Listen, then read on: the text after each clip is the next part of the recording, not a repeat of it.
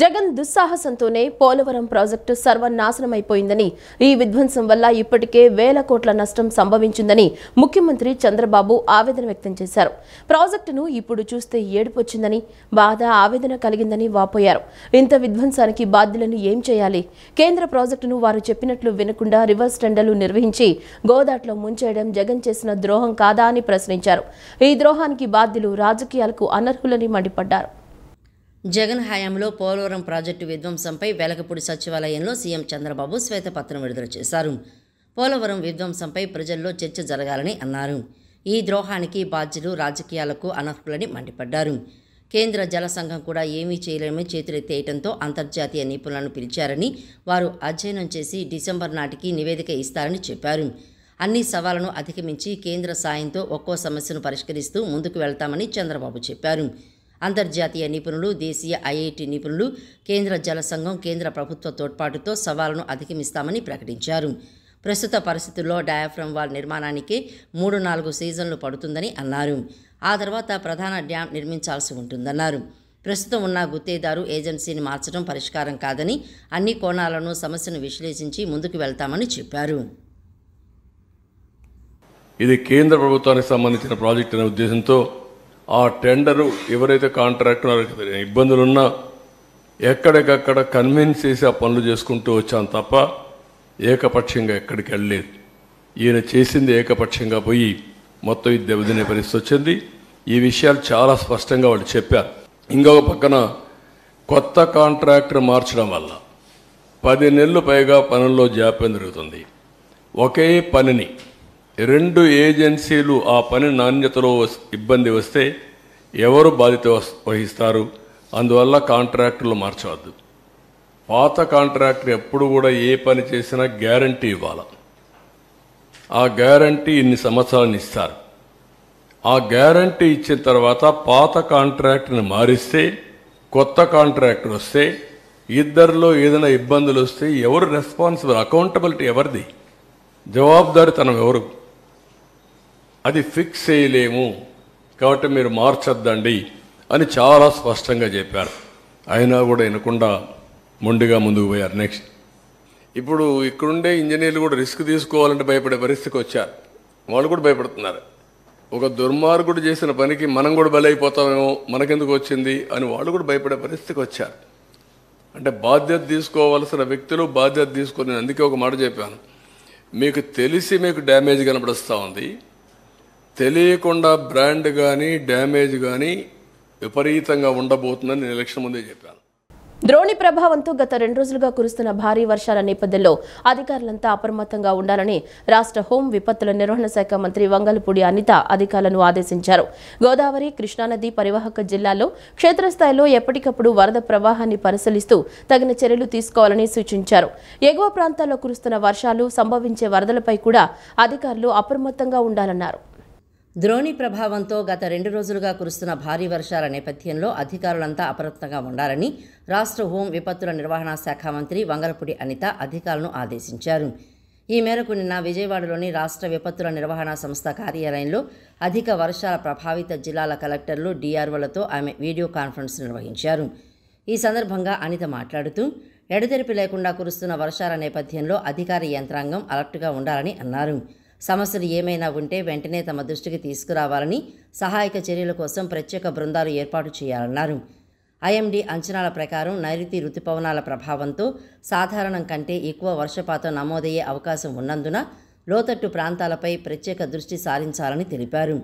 గోదావరి, కృష్ణానది పరివాహక జిల్లాల్లో క్షేత్రస్థాయిలో ఎప్పటికప్పుడు వరద ప్రవాహాన్ని పరిశీలిస్తూ తగిన చర్యలు తీసుకోవాలని సూచించారు. జూన్ నెలలో ఇప్పటి వరకు 12 జిల్లాల్లో అత్యధిక వర్షపాతం, 9 జిల్లాల్లో అధికం, 5 జిల్లాల్లో సాధారణ వర్షపాతం నమోదైందన్నారు. గురువారం ఉదయం నుంచి శుక్రవారం ఉదయంలోపు అల్లూరి సీతారామరాజు, శ్రీకాకుళం, కృష్ణా, విజయనగరం జిల్లాల్లో భారీ వర్షాలు నమోదైందన్నారు. అల్లూరి సీతారామరాజు జిల్లా గూడెం కొత్త వీధిలో అత్యధికంగా 184 మిల్లీమీటర్లు అతి భారీ వర్షం నమోదైందన్నారు. తరచూ వరదలు సంభవించే నదీ పరివాహక ప్రాంతాల్లో చెరువులు, వాగుల పరిస్థితిని ఎప్పటికప్పుడు పరిశీలించాలని చెప్పారు.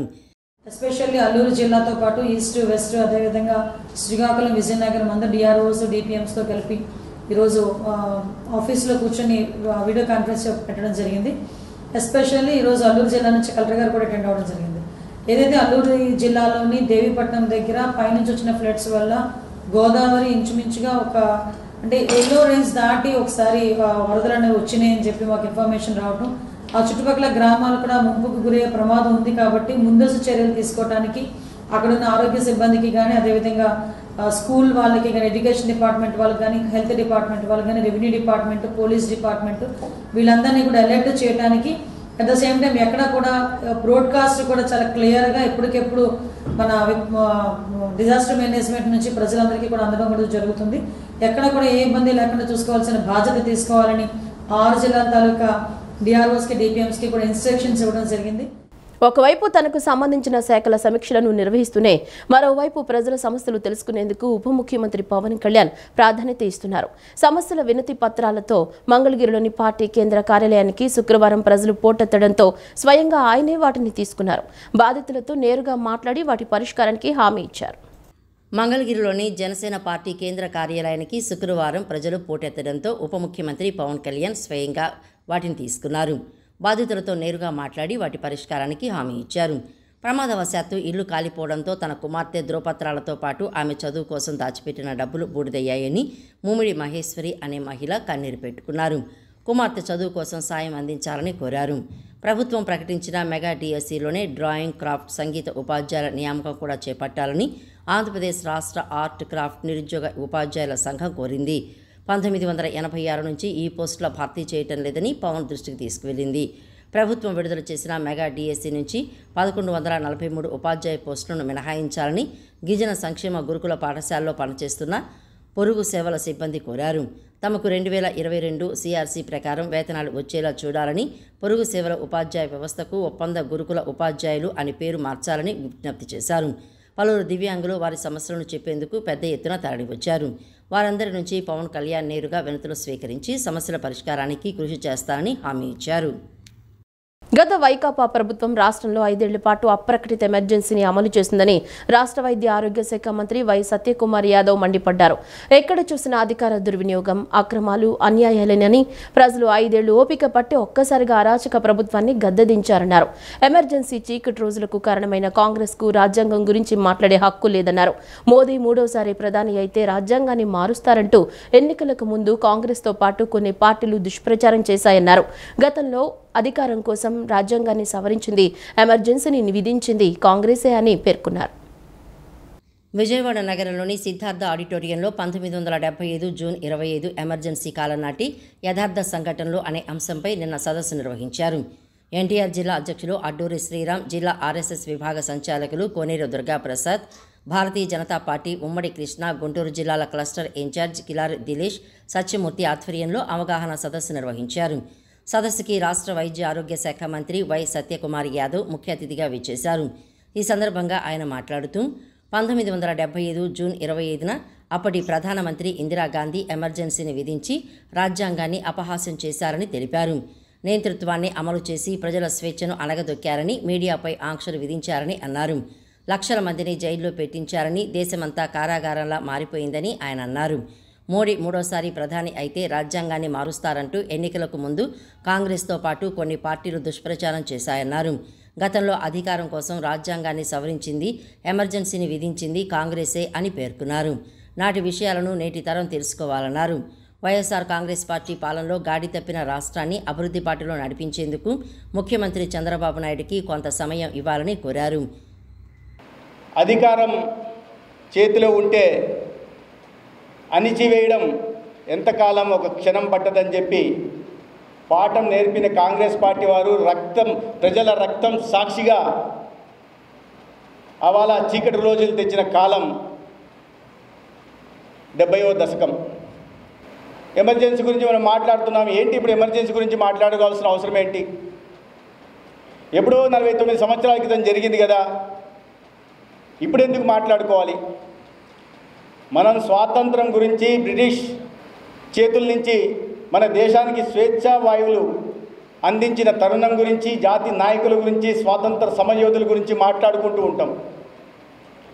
ఈ దేశంలో 2వ స్వాతంత్ర పోరాటంగా పరిగణించబడ్డ కాలం ఆ అత్యయిక పరిస్థితిలో ఎమర్జెన్సీ కాలంలో ప్రజలు చేసిన పోరాటం, ముఖ్యంగా రాష్ట్రీయ స్వయంసేవక్ సంఘ్ దేశభక్తులు కలిసి చేసిన 21 నెలల పాటు చేసిన పోరాటం రెండో స్వాతంత్ర పోరాటం అని చెప్పడంలో ఎటువంటి అతిశయోక్తి లేదంటే చరిత్రలో లిఖించదగ్గ ఆ కాలం గురించి మనం మననం చేసుకోవాలి, భావి తరాలకు తెలియాలి, వర్ధమాన తరాలు కూడా తెలుసుకోవాల్సిన అవసరం ఉంది.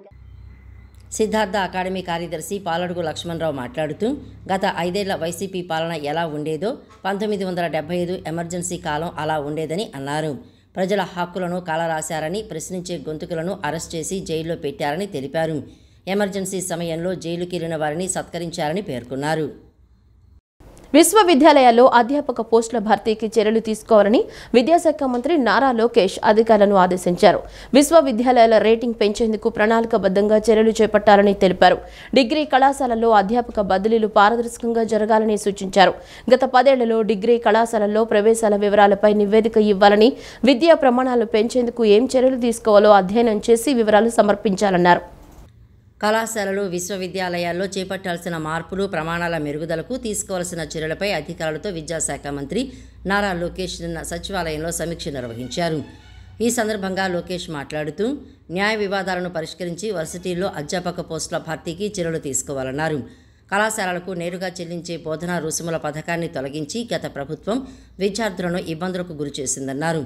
విద్యా దీవెన, వసతి దీవెన కింద వైఎస్ఆర్ కాంగ్రెస్ పార్టీ ప్రభుత్వం 3,490 కోట్ల మేర బకాయిలు పెట్టిందని, దీంతో రాష్ట్ర వ్యాప్తంగా 6 లక్షల మంది విద్యార్థుల సర్టిఫికేట్లు కళాశాలల్లోనే నిలిచిపోయాయని తెలిపారు.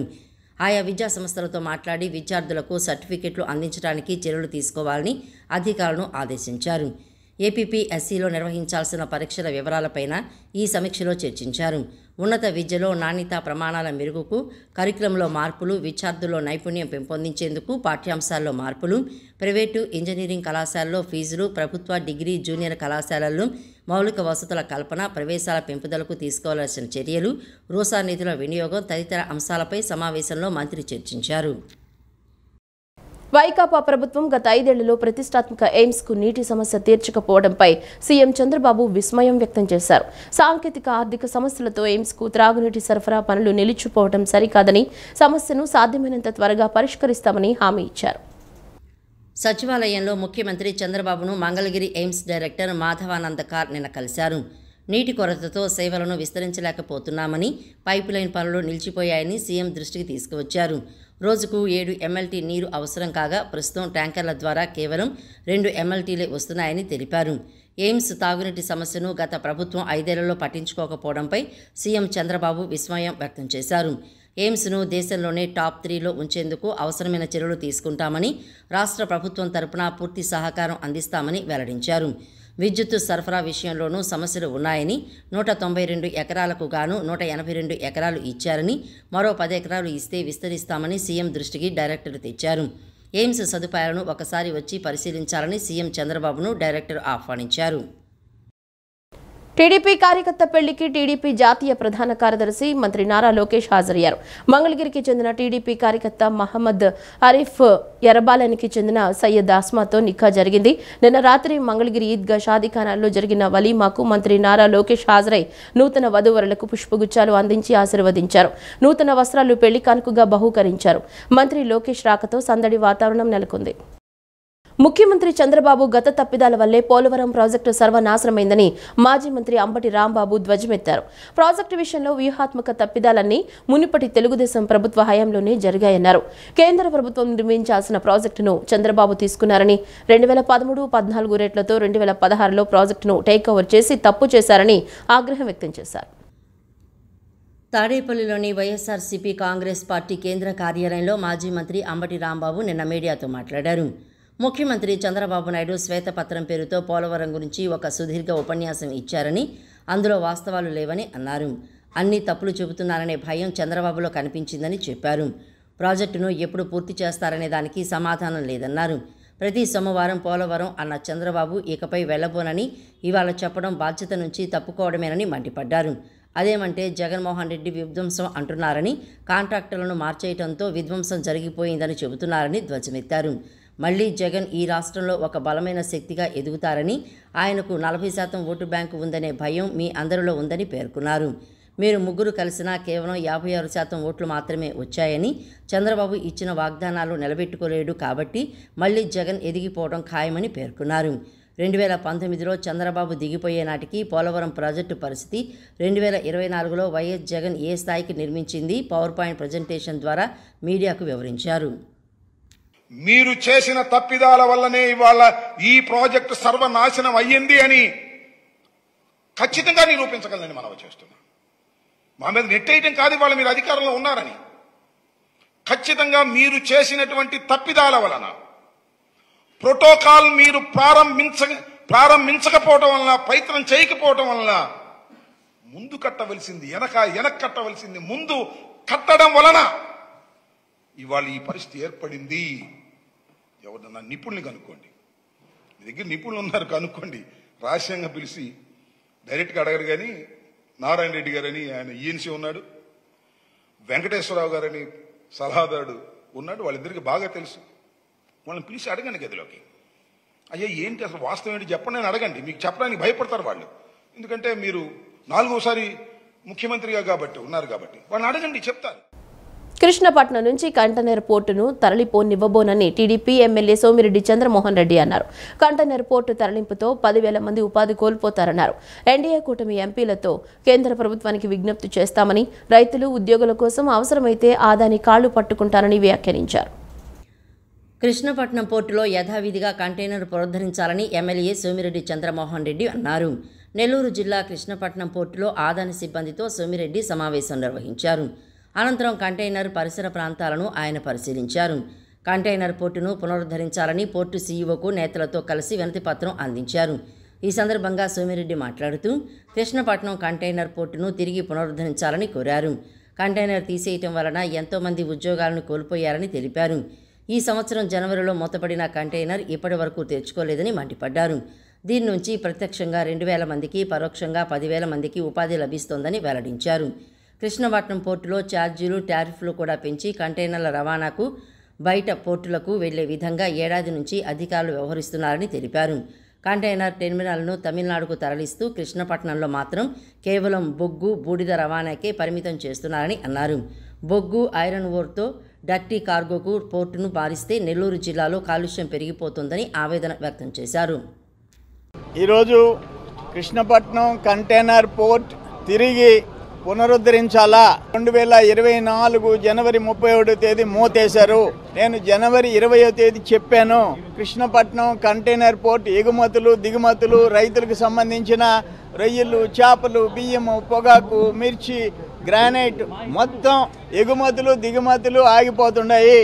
ఆఖరణ డర్టీ పోర్టు కింద మిగులుతుందని జనవరి 20వ తేదీ చెప్పా. అదే జరిగింది. నేను ఆ రోజు చెప్పిన ఉత్త బొగ్గు, బూడిద, ఐరన్ ఓర్ తెచ్చి మా మొఖాన్ని కొట్టి మీరు కంటైనర్ పోర్ట్ ఎత్తుకెళ్ళిపోతున్నారు. రాయలసీమ, నెల్లూరు, ప్రకాశం, గుంటూరుకి రైతులకు సంబంధించిన ఎగుమతుల్ని కిల్ చేస్తున్నారని చెప్పా. ఆ రోజు జగన్మోహన్ రెడ్డి నోరు తెరవలే. ఇది AP maritime board ownership 2039కి Andhra Pradesh ప్రభుత్వానికి హ్యాండ్ ఓవర్ అవుద్ది.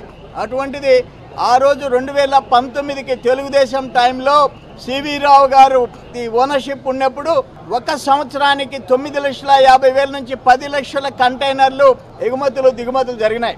డైరెక్ట్గా 2,000 మంది, ఇండైరెక్ట్గా 10,000 మంది ఉద్యోగాలు ఉన్నాయి. ఈరోజు అన్నీ పోయినాయి. రాష్ట్ర ప్రభుత్వానికి 900 నుంచి 1,000 కోట్ల ఆదాయం వచ్చింది. ఈరోజు పోయింది. ఓన్లీ డర్టీ కార్గోగా మిగిలిపోయింది. సినీ నటుడు అలీ వైకాపాకు రాజీనామా చేశారు. వైకాపానే కాదు, ఇకపై తాను ఏ రాజకీయ పార్టీ మనిషిని కాదని, ఏ పార్టీ మద్దతుదారుని కాదన్నారు. తన సినిమాలు తాను చేసుకుందామని అనుకుంటున్నానని ఆయన తెలిపారు. ప్రతి 5 ఏళ్లకోసారి తాను సామాన్యుడిలా ఓటు వేసి వస్తానంతే. రాజకీయాలకు స్వస్తి, గుడ్ బై అని ప్రకటించారు. సినీ నటుడు అలీ వైఎస్ఆర్ కాంగ్రెస్ పార్టీకి రాజీనామా చేశారు. వైఎస్ఆర్ కాంగ్రెస్ పార్టీనే కాదు, ఇకపై తాను ఏ రాజకీయ పార్టీ మనిషిని కాదని, ఏ పార్టీ మద్దతుదారుడిని కాదంటూ ఒక వీడియో సందేశాన్ని విడుదల చేశారు. తాను రాజకీయాలు చేసేందుకు రాజకీయాల్లోకి రాలేదని, తాను చేస్తున్న దాతృత్వ కార్యక్రమాలకు రాజకీయం తోడైతే మరో 10 మందికి ఉపయోగపడగలననే రాజకీయాల్లోకి వచ్చానని అన్నారు. 1999లో పెద్ద ఆయన డి రామానాయుడు కోసం రాజకీయాల్లో అడుగుపెట్టానని, ఆయన బాపట్ల నుంచి ఎంపీ అభ్యర్థిగా పోటీ చేస్తూ తనకు ప్రచారం చేయాలంటే ఖచ్చితంగా వస్తానని చెప్పి తెలుగుదేశం పార్టీలోకి వెళ్లానని చెప్పారు. దాదాపు 20 సంవత్సరాలు ఆ పార్టీలో ఉన్నానని, తర్వాత ఇటు వచ్చానని అన్నారు. ఏ పార్టీలో ఉన్న నాయకుడిని, పార్టీని, ఆ పార్టీ అభ్యర్థులను పొడిగానే తప్ప ఇతర పార్టీల నాయకులను విమర్శించలేదని పేర్కొన్నారు. వారి వ్యక్తిగత జీవితాల గురించి ఏ రాజకీయ వేదికపైన మాట్లాడలేదని అన్నారు. 16 సంవత్సరాల క్రితమే నాన్న పేరుతో ట్రస్ట్ పెట్టుకున్న చాలామందిని చదివించానని తెలిపారు.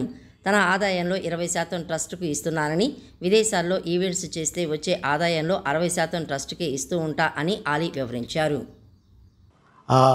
దయాగుణం ఉంది, భగవంతుడు ఇచ్చాడు కాబట్టి నాకు రాజకీయం తోడైతే కొద్దిగా 10 మందికి నేను సహాయపడగలను అనే ఉద్దేశంతో రాజకీయాల్లోకి వచ్చాను తప్ప రాజకీయాలు చేయాలని రాజకీయాల్లోకి రాలేదు. ఇండస్ట్రీ నాకు ఇంత మంచి లైఫ్ ఇచ్చింది, నేనేం చేస్తే బాగుంటుంది అని నలుగురిని చూసి నేను ఒక ట్రస్ట్ పెట్టుకున్నాను మా నాన్నగారి పేరున. దాదాపు 16 సంవత్సరాలు అవుతుంది నేను ట్రస్ట్ పెట్టుకొని. ఏ రోజు కూడా, ఈవెన్ దో కోవిడ్లో కూడా ప్రతి నెల వాళ్ళకి 1000 రూపాయలు నేను సాయం చేసేవాడిని. కోవిడ్లో కూడా ఆపకుండా అలా కంటిన్యూగా సాయం చేస్తూనే ఉన్నాను. చాలామందిని నా కుటుంబంలో అవ్వచ్చు, బయట వాళ్ళు అవ్వచ్చు, చుట్టాల్లో అవ్వచ్చు, చాలామందికి చదివించాను నేను. అండ్ అలాగే మా తల్లిదండ్రులు నాకు ఇచ్చిన ఒక గుణం అది అందరితో పంచుకోవాలని చెప్పి ఉద్దేశంతో నేను ట్రస్ట్ కూడా పెట్టుకున్నాను. నా ఇన్కంలో దాదాపు 20% నేను ట్రస్ట్కి ఇవ్వటం జరుగుతుంది. గతంలో కూడా చెప్పా, ఫారిన్ కంట్రీస్లో ఏదైనా ఈవెంట్స్ చేస్తే దాంట్లో నుంచి 60% ట్రస్ట్కి వెళ్ళి 40% నేను తీసుకునేవాడిని. సో ఇట్లాగా చాలా సేవలు చేసి ఉన్నాను కాబట్టి ఈ మాట కూడా నేను మీకు చెప్పుకుంటున్నాను. అండ్ అలాగే నేను వ్యక్తిగతంగా ఎవరి మీద ఏ పార్టీలో ఉన్నా కూడా నేను నా పార్టీ గురించి నేను పొగుడుతాను, అక్కడ ఉన్న వ్యక్తి ఎమ్మెల్యే క్యాండిడేట్ గురించి నేను పొగుడుతాను, నా నాయకుడిని నేను పొగుడుతాను తప్ప ఎప్పుడు ఎవరిని కూడా ఒక మాట అంటాం కానీ, వాళ్ళ లైఫ్ గురించి కానీ, వాళ్ళ పర్సనల్ లైఫ్ గురించి కానీ ఎప్పుడు కూడా ఏ వేదిక మీద కూడా మీరు వెతికినా కూడా దొరకదు. ఏ పార్టీ సపోర్టర్ నీ కాదు. ఐఎమ్ జస్ట్ కామన్ మ్యాన్గానే ఉండి ఇక నా సినిమాలు, నా షూటింగ్లు నేను చేసుకుందాం అని చెప్పేసి. విజయవాడ ఆదిసింగ్ నగర్ లూనా సెంటర్లోని ఓ మదర్సాలో శుక్రవారం ఉదయం బాలిక కరిష్మా అనుమానాస్పద స్థితిలో చనిపోయింది. కరిష్మా మృతిపై అనుమానాలున్నాయని, తమకు న్యాయం చేసే వరకు మృతదేహాన్ని తీసుకెళ్లేది లేదని మదర్సా వద్దకు వచ్చి తల్లిదండ్రులు, బంధువులు ఆందోళన చేపట్టారు. మదర్సా నిర్వాహకుల వల్లే మృతి చెందిందంటూ కన్నీరు మున్నీరయ్యారు. పోలీసులు అనుమానాస్పద మృతిగా కేసు నమోదు చేశారు. కృష్ణా జిల్లా గుడ్లవల్లేరు మండలం అంగలూరుకు చెందిన కరిష్మా 7వ తరగతి పూర్తి చేసింది. 3 ఏళ్ల అరబిక్ కోర్సు చదివేందుకు ఏడాది కిందట విజయవాడ అజిత్ సింగ్ నగర్ లూనా సెంటర్లోని ఓ మదర్సాలో చేరింది. బాలికకు అనారోగ్యంగా ఉందంటూ మదర్సా నిర్వాహకులు తల్లిదండ్రులకు ఫోన్ చేసి వారు వచ్చేలోగానే విజయవాడ ప్రభుత్వాసుపత్రికి తరలించారు. ఆసుపత్రికి తీసుకువచ్చేసరికే బాలిక చనిపోయిందని వైద్యులు ప్రకటించారు. ఈ మేరకు కుటుంబ సభ్యులకు, పోలీసులకు తెలియజేశారు. కరిష్మా మృతిపై అనుమానాలు ఉన్నాయని, తమకు న్యాయం చేసే వరకు మృతదేహాన్ని తీసుకువెళ్లేది లేదని మదర్సా వద్దకు వచ్చి తల్లిదండ్రులు, బంధువులు ఆందోళన చేపట్టారు. మదర్సా నిర్వాహకుల వల్లే మృతి చెందిందంటూ కన్నీరు మున్నీరు అయ్యారు. పోలీసులు అనుమానాస్పద మృతిగా కేసు నమోదు చేశారు. కరిష్మా మృతి చెందిందని వైద్యులు ప్రకటించాక మరో 8 మంది బాలికలను అంబులెన్స్లో ప్రభుత్వాసుపత్రికి మదర్సా నిర్వాహకులు తీసుకువచ్చారు. ఆహారం కలుషితమై అనారోగ్యం పాలయ్యారని చెప్పారు. వైద్యుల పరీక్షలో బాలికలకు అనారోగ్యం కనిపించలేదు. దీనిపై ప్రశ్నించగా 2-3 రోజుల కిందట వాంతులయ్యాయంటూ పొంతలేని సమాధానాలు చెప్పి అంతలోనే అంతా కనిపించకుండా వెళ్లిపోయారు. విద్యార్థి చనిపోయిందని తెలియడంతో విజయవాడ సెంట్రల్ ఎమ్మెల్యే బొండా ఉమామహేశ్వరరావు, జిల్లా వైద్య శాఖ ఇతర ఉన్నతాధికారులు మదర్సాకు వెళ్లి వంటగదిని చూసి నిర్ఘాంతపోయారు. కూలింగ్ ఫ్రీజర్లో 100 కిలోలకు పైగా మటన్, పల్స్ మాంసం, చికెన్ సంచుల్లో కనిపించాయి. ఫ్రీజర్లో నిల్వ ఉంచిన మాంసానికి బూజు పట్టి వాసన వస్తున్నట్లు గమనించారు. మురికిగా ఉన్న వాటర్ కూలర్ నుంచి నమూనాలను సేకరించారు.